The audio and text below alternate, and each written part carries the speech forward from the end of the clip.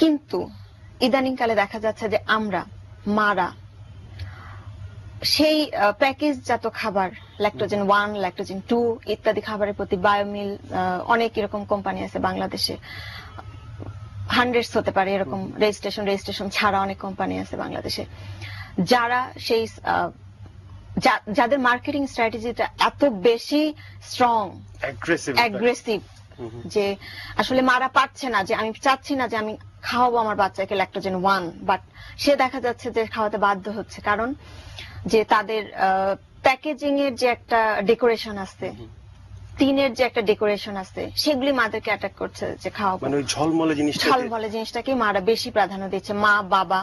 এটা আছে, সাথে সাথে আছে আমাদের সোশ্যাল একটা ভিউ যে আমার পাশের বাসার মাটাও খাওয়াচ্ছে ল্যাকটোজেন 1, আরে বাচ্চাটা তো ভালোই আছে।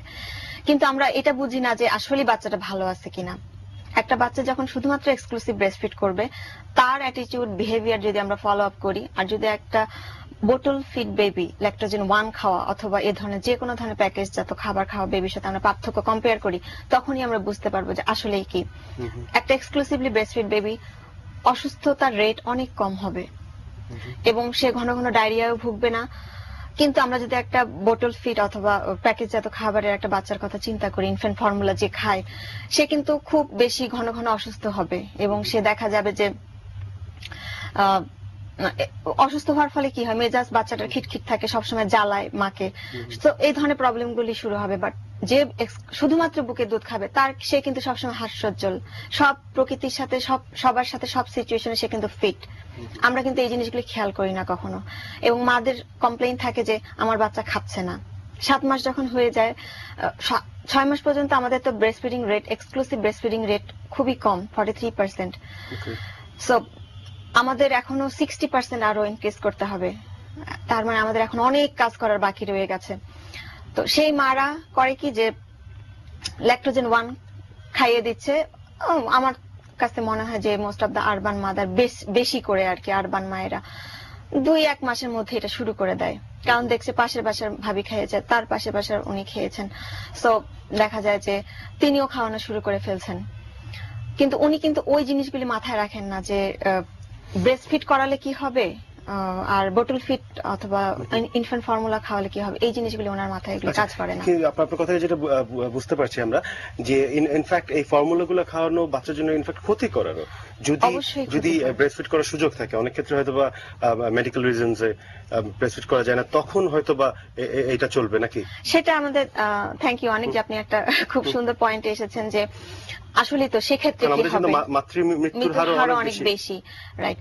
তো সেক্ষেত্রে ডব্লিউএইচওর ক্লিয়ার গাইডলাইন আছে একটা, যে কারা খেতে পারবে, শুধুমাত্র কারা ব্রেস্ট ইনফ্যান্ট ফর্মুলাটা অ্যাভেল করতে পারবে। কিন্তু সেক্ষেত্রেও কথা আছে যে প্রথমে আমরা যদি মা মারা যায়, সেক্ষেত্রে বাচ্চাকে আমরা দিতে পারবো, বাট দেওয়ার আগে আমাদের অবশ্যই আরো সার্চ করতে হবে যে এরকম ল্যাকটেটিং মাদার খুঁজে পাওয়া যায় কিনা, যে বুকে দুধ প্রেস করে ওই বাচ্চাকে দিবে, খাওয়াবে।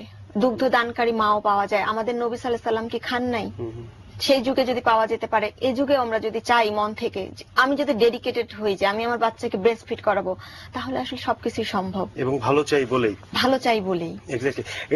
এখন এইটা যদি আমরা অন্য দিকটা দেখি, যে ঠিক আছে বুঝলাম যেটা খাওয়ানো ভালো না, ইনফ্যাক্ট আমি বাচ্চার ক্ষতি করছি, কিন্তু তারপরেও আপনি যে অ্যাগ্রেসিভ মার্কেটিং এর কথা বললেন, আমরা প্রচুর পরিমাণের এখন অ্যাভেল করছে, প্রায় 30-40টার মতো আমরা জানি যে রেজিস্টার্ড প্রোডাক্টই আছে বাজারে, এবং আমরা কিনছে।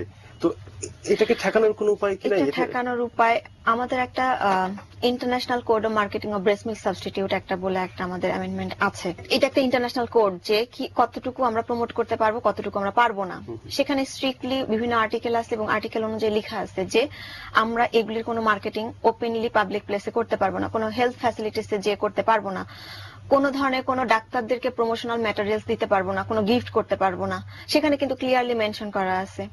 কিন্তু তারপরেও আমাদের দেশে যেটা দেখি, যে বিজ্ঞাপন দেখি না আমরা, যেটা বললাম আউটডোর্স বিলবোর্ড হয়তো বা দেখি না, পোস্টার্স হয়তো দেখি না, টেলিভিশন চ্যানেলে বিজ্ঞাপন দেখি না, বাট অন্য জায়গাতে ঠিক মার্কেটিং হচ্ছে। ডাক্তারদের ক্ষেত্রে আমরা মেডিকেল রিপ্রেজেন্টেটিভ ইনডিরেক্ট মার্কেটিং চলছে ব্রেস্ট মিল্ক সাবস্টিটিউট। এটারও আইন আছে যেটাও করা যাবে না? জি, এটারও আইন আছে যেটা করা যাবে না, ওটা লেখা আছে ওখানে। যে মানে ইন্টারন্যাশনাল এটা research কোড আছে convention। যেটা কনভেনশন কোড আছে যেটা সেখানে ক্লিয়ারলি বলা আছে এটা করা যাবে না, তারপরেও আমরা করছি। ডাক্তাররা গিফট নিচ্ছে, ডাক্তাররা তাদের নেসলের দাওয়াতে বাইরে যে প্রোগ্রাম করছে, প্রোগ্রামে অ্যাটেন্ড করছে, নেসলের টাকায় কাজ করছে। সো এই যে এই জিনিসগুলি কিন্তু ক্লিয়ারলি স্ট্রিক্টলি নিষেধ করা আছে ওই কোডে, মানা করা আছে, এবং কোনো প্রমোশনাল জিনিস দেয়া যাবে না। কিন্তু আমাদের ডাক্তারদেরকে তো আমরা সেই কোম্পানিগুলি বিভিন্ন ধরনের গিফট দিয়ে কিনেই ফেলছে। এক ধরনের অনেক ডাক্তার আছে যারা বিক্রি হয়ে গেছে কোম্পানিগুলির কাছে, এবং তারা ইনফ্যাক্ট এখন আমরা দেখি যে প্রেসক্রিপশনও লিখে দেয়, প্রেসক্রিপশনও লিখে দিচ্ছে। রাইট, তো এটা তো রীতিমতো একটা ক্রিমিনাল অফেন্স আমার যেটা মনে হচ্ছে, মানে ethical offence and criminal offence. So এই প্রেক্ষিতে বাংলাদেশ গভর্নমেন্ট 2006-7 অথবা 8 এরকম একটা ইনিশিয়েটিভ নিয়েছিল যে এই ধরনের যারা আইডেন্টিফাই হবে তাদের একটা শাস্তির ব্যবস্থা করা হবে। বাট আমাদের মনিটরিং এবং সুপারভিশনের আসলে এতই নাজুক অবস্থায় আমরা আছি, আমরা এটা কন্টিনিউ করতে পারি না। তো সেই জায়গা থেকে দেখা যায় যে তাদের সাহস আরো বাড়তে থাকে। যদি আমরা এরকম এক্সাম্পল সৃষ্টি করতে পারতাম, যদি দুইজনকে আমরা জেলে পাঠাতে পারতাম, দুইজনকে আমরা শাস্তি দেখাতে পারতাম এবং ওপেনলি, সেক্ষেত্রে হয়তো এটা অনেকটুকু কাজ করতো। কিন্তু এটা আমরা পারছি না বিকজ আমাদের গ্যাপের কারণে। গ্যাপটা কোথায় আপনার? আমাদের কি সদিচ্ছার অভাব, নাকি আমাদের লজিস্টিক্স নাই, আমাদের ইনফ্রাস্ট্রাকচারের সমস্যা? যেটা আমরা সবসময় শুনি, যে কোনো সমস্যা হলে আমাদের তো ইনফ্রাস্ট্রাকচার নাই, আমাদের তো লোক বল নাই, যে কোনো সমস্যা। আপনার মনে হয় আসলে গ্যাপটা কোন জায়গায়, সদিচ্ছা নাকি আসলে ইনফ্রাস্ট্রাকচার? আমার কাছে যেটা মনে হয় সদিচ্ছার অভাব। আমি যদি ইচ্ছা করি আমি পারবো না, এটা হতে পারে না। আমরা যদি বাইরের দেশগুলির দিকে তাকাই, ইন্ডিয়া ইফফান একটা অর্গানাইজেশন আছে, যারা পারছে এগুলি, তাহলে আমরা কেন পারবো না? তারা তাদের কান্ট্রিতে এইগুলি ফলো করে আসছে। এত বড় একটা দেশে যদি সম্ভব, এত বড় দেশ, আমরা তাহলে কেন পারবো না? একটা ছোট্ট একটা কান্ট্রির আমরা কতইটুকু আর মানুষ, আমরা সেখানে কেন আমরা পারবো না? আমাদের গভর্নমেন্ট কেন পারবে না? আর আপনি যদি পশ্চিমা দেশের সাথে তুলনা করা সম্ভব এখানে, আমার মনে হয়, কারণ আমাদের ইমোশন তো অনেক বেশি, আমরা অনেক বেশি সেন্টিমেন্টাল। আমরা আমাদের বাচ্চাকে জানি এটা বলা হয়তো ঠিক হবে না, তারপরে আমরা অনেক বেশি ভালোবাসি মানুষকে, যেটা আমরা অন্তত খোলা চোখে দেখা যায়। কিন্তু তারপরেও আমরা এই জিনিসটা পারছি না, কেন পারছি না? এটাই আপনি যেটা বলেন, আমি আপনার সাথে অ্যাপ্রিশিয়েট করছি যে হ্যাঁ, আপনি ঠিক কথাই বলেছেন যে এটা আসলে সদিচ্ছার অভাব। যদি ইচ্ছা থাকে, আমাদের পারবো না বলে এটা হতে পারে না। আমরা কি স্বাধীনতা আনিনি? আমাদের মধ্যে ইচ্ছা ছিল বিধায় আমরা পেরেছি। কিন্তু এই জায়গাটাতে আমরা এরকম বিভিন্ন জায়গায় সাম্প্রতিক সময় আমরা পিছিয়ে যাচ্ছি, বিভিন্ন সবাই বোধহয় নিজেকে নিয়ে বেশি ব্যস্ত হয়ে যাচ্ছে, এরকম কি একটা বিষয়? হ্যাঁ, এরকম একটা বিষয় চলে এসেছে আমাদের মধ্যে যে আমাদের গন্ডি আসলে এত ছোট হতে হতে এত ছোট হয়ে যাচ্ছে যে আমরা লার্জ পপুলেশনের কথা মাথায় রাখছি না। আমাদের সোসাইটি আছে, আমাদের সোশ্যালিজম আছে, আমরা এগুলো সব ভুলে যাচ্ছি। আসলে আমাদের যে সেই সোসাইটিকে চেঞ্জ করতে হবে, আমাদের সোসাইটির জন্য কিছু করার আছে, এটাই আমরা ভুলে যাচ্ছি। এটাই ভুলে যাচ্ছি। কিন্তু আমরা সবচেয়ে আনন্দের বিষয়টা আমরা সবাই ভুলছি না, কারণ আপনাদের মতন তরুণরা এখনো বাংলাদেশে দাপিয়ে বেড়াচ্ছে। যাই হোক, দিনা আপা, আমরা ছোট্ট একটি বিরতি নেব এবং বিরতি পরে এই বিষয়ে, বিশেষ করে মেডিকেল রিপ্রেজেন্টেশন যেটা বলছেন আপনি, অ্যাগ্রেসিভ মার্কেটিং এবং ইনডিরেক্ট মার্কেটিং, এই বিষয়ে আমরা কিন্তু আরো অনেক আলাপ করতে চাই।